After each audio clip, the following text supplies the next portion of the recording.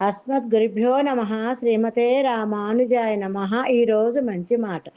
హనుమంతాచార్యులు గారు ఆంజనేయ గుడిలో పూజారి, మంచి భక్తుడు. చాలా ఏళ్ల నుండి రామకోటి రాస్తున్నారు. రామకోటి రాయటం పూర్తి కావస్తుంది.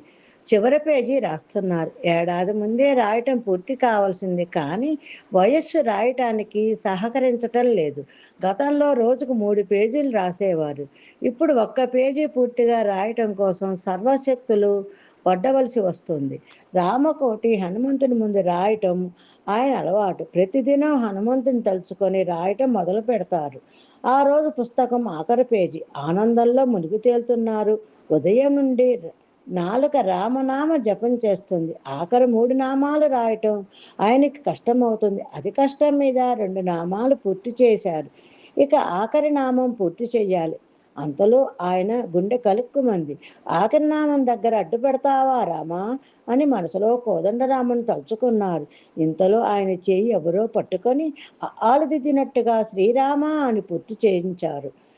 పూజారి గారు, శ్రీరామ, నువ్వే నీ నామం పూర్తి చేశావా అంటూ పక్కకు వాలిపోయారు హనుమంతాచార్యులు.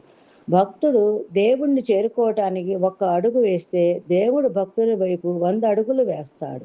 భక్తుడు రాయలేని చివరి శ్రీరామును భగవంతుడే తన చేతితో పూర్తి చేశాడు. జై శ్రీమన్నారాయణ. సర్వం శ్రీకృష్ణార్పణమస్తు.